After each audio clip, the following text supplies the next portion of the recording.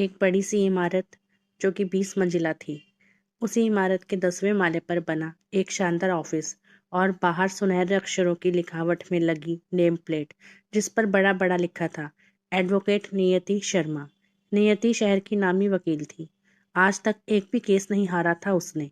गोरा रंग, बादाम जैसी बड़ी बड़ी आंखें, गुलाबी होंठ और उसके चेहरे पर हमेशा रहने वाला एक गजब का आत्मविश्वास। इस वक्त अपने कैबिन में बैठी वो अपना कोई केस स्टडी कर रही थी। ठीक उसी वक्त उस इमारत के सामने एक गाड़ी आकर रुकती है और उसमें से एक आदमी उतरता है और वो बिल्डिंग के अंदर जाकर लिफ्ट से होता हुआ सीधा 10वें माले पर आकर रुकता है। अगले ही पल वो नियति के ऑफिस के बाहर खड़ा उस नेम प्लेट को देख रहा था, वो भी बड़े गौर से। उस नेम प्लेट को देखकर उसके अंदर कुछ चुभ रहा था, या यूं कहें कि एडवोकेट नियति शर्मा के नाम को देखकर उसके अंदर कुछ चुभ रहा था। वो उस नेम प्लेट को छूने के लिए अपना हाथ बढ़ाता है पर फिर वापस खींच लेता है। खैर, वो ऑफिस के अंदर जाता है और वहां रखे सोफे पर बैठ जाता है।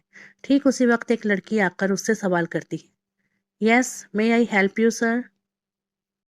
वो आदमी, जिसका नाम सौरभ था, वो अपना विजिटिंग कार्ड उस लड़की को देते हुए, मेरा अपॉइंटमेंट है आपकी मैडम के साथ।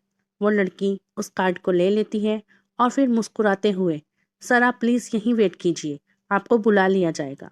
इतना कहकर वो नियति के कैबिन की तरफ चली जाती है और कैबिन का गेट नॉक करते हुए, एक्सक्यूज मी मैम, जैसे परमिशन मांग रही हो नियति से अंदर आने के लिए। नियति नजरें उठाकर उसकी तरफ देखती है और फिर उसे अंदर आने का इशारा करती है।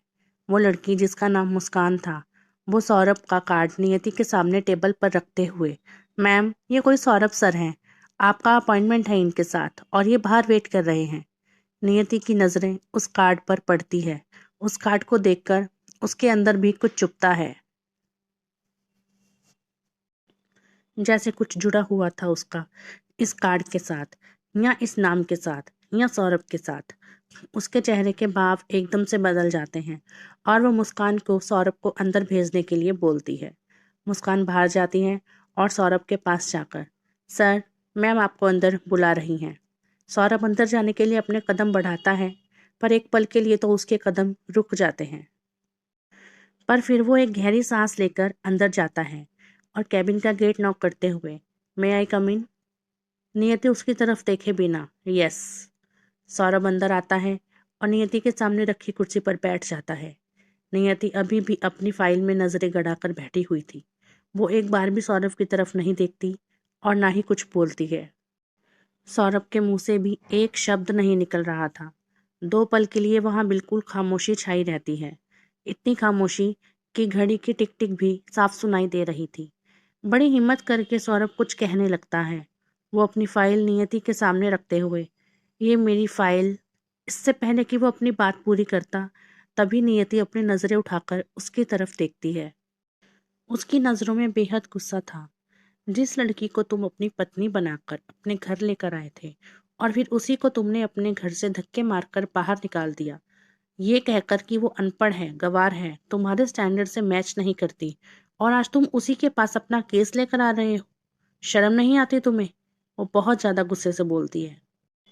सौरभ की नजरें शर्म से झुक जाती हैं। उससे कुछ कहते नहीं बन रहा था। आज ये नजरें क्यों झुकी हुई हैं? खामोश क्यों हो तुम? चिल्लाओ मुझ पर, गुस्सा करो पहले की तरह। अरे तुम जैसा बेशर्म आदमी मैंने कहीं नहीं देखा। तुम्हें इतना भी ख्याल नहीं आया कि मैंने तुम्हारे लिए अपना सब कुछ छोड़ दिया, अपना करियर, अपनी फैमिली, अपने सपने, और बदले में तुमने क्या किया? तुमने एक पल में मुझे अपने घर से बाहर निकाल दिया क्योंकि तुम्हें किसी और से प्यार हो गया था, और अब फिर से मुंह उठाकर तुम मेरे सामने आ गए हो। जरा सी भी गैरत नहीं है तुम्हारे अंदर? सौरभ उसकी तरफ देखते हुए, मैं मानता हूँ कि सब मेरी गलती है नियति। नाम मत लो मेरा, कॉल मी मैम। मेरा नाम लेने का अधिकार खो चुके हो तुम मिस्टर सौरभ। नियति उसे 2 टूक जवाब देते हुए बोलती है।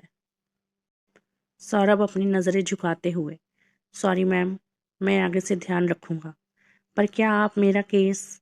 इससे आगे वो बोल ही नहीं पाता। नियति उसकी फाइल खोलकर रीड करते हुए, बिल्कुल बिल्कुल मिस्टर सौरभ, मैं यहाँ केस लेने के लिए तो बैठी हूँ, और फिर आपका केस मैं कैसे मना कर सकती हूँ? एक्चुअली आपका केस हैंडल करके मैं आपको थैंक्स बोलना चाहती हूँ, क्योंकि आज मैं जो कुछ भी हूँ सब आप ही की वजह से हूँ। तो आपको एक शुक्रिया कहना तो बनता है ना।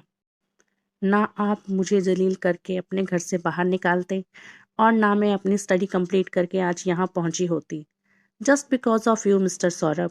और आपके लिए एक और ऑफर है मेरे पास।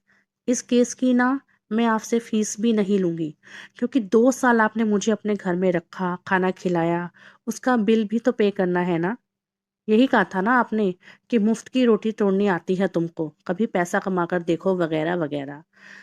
तो मिस्टर, इतनी तो फीस है मेरी कि मैं आपके 2 साल की रोटी का पैसा आपके मुंह पर मार सकूं। बहुत गुस्से से बोलती है नियति।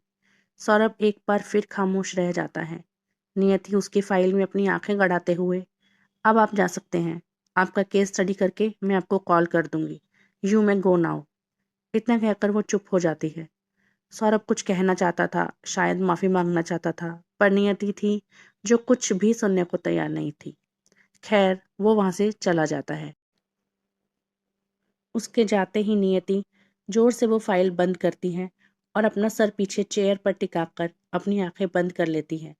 ना चाहते हुए भी 2 आंसू लुढ़क कर उसकी गालों पर आ गए थे। ऐसी कठोर नहीं थी नियति, ये तो उसे वक्त, हालात और सौरभ ने बना दिया।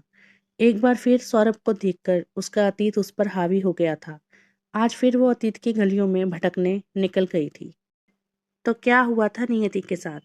क्या है उसका अतीत? क्या किया था सौरभ ने? ये सब आपको अगले भाग में पढ़ने को मिलेगा। अगर आपको मेरी नई कहानी की शुरुआत अच्छी लगी तो कमेंट में ज़रूर बताएं, वीडियो को लाइक करें, चैनल को सब्सक्राइब करें और ऐसी ही और अच्छी अच्छी कहानियाँ पढ़ने के लिए मेरे साथ जुड़े रहें। धन्यवाद।